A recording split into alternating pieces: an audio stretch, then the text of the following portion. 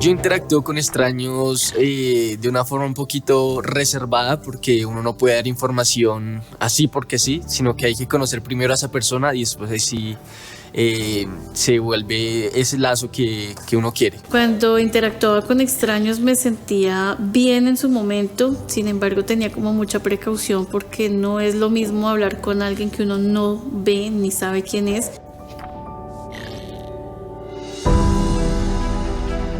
Estos aparecen en las interacciones que tenemos con otras personas en Internet. Pero ¿por qué es riesgoso hablar con otras personas o interactuar con otras personas en Internet? No necesariamente por hablar, sino porque en realidad no conocemos las intenciones de esas personas y en muchos casos son desconocidos. Por lo tanto, no sabemos con quién en realidad estamos hablando.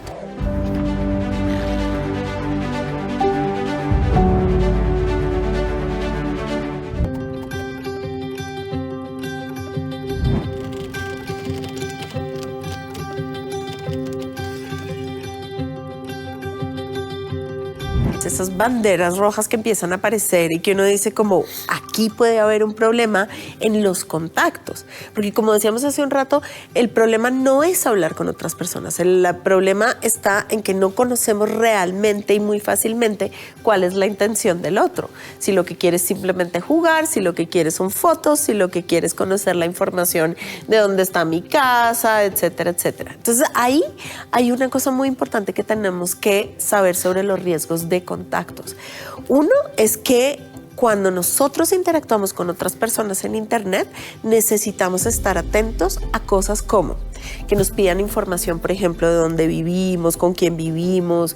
Puede que no nos pidan necesariamente el número de la cuenta bancaria, pero nos pueden pedir cosas como cuál es tu colegio, o el hecho de que empiecen a pedirnos fotos y fotos cada vez más insinuantes puede ser el primer paso de un fenómeno que se llama la sextorsión, que es otro de los fenómenos que ha crecido enormemente en los últimos años. ¿En tu casa hay controles parentales, por ejemplo, en los juegos o en las plataformas digitales? No. ¿Tú tienes controles parentales en tu casa? Sí, señora. Yo manejo una plataforma que se llama Family Link. Muy bien. Y entonces pues ahí controlo pues lo que mi hija ve, cuánto tiempo ve. Nosotros necesitamos volvernos casi que nativos digitales como son los niños ahora y nosotros necesitamos formarnos en acompañar. Como si tu papá y tu mamá, por ejemplo, no conocen cómo se reporta, cuáles son estos riesgos de los que estamos hablando. Por ejemplo, Fernanda, fíjate que pocas papás me contestan que tienen una plataforma como Family Link, porque dice, ¿controles parentales, Lina? ¿Eso qué es? Eso yo no lo conozco. ¿Tus papás sabrían que son controles parentales? No necesariamente, y no es porque no quieran protegerlos, es porque tenemos una tarea, y esta es nuestra segunda herramienta, de aprender a entender cómo funciona esto y cómo los acompañamos. Y la tercera, que creo que es fundamental, digamos, a la hora de tener este riesgo de contactos, es algo de lo que ya hablamos y es este pensamiento crítico.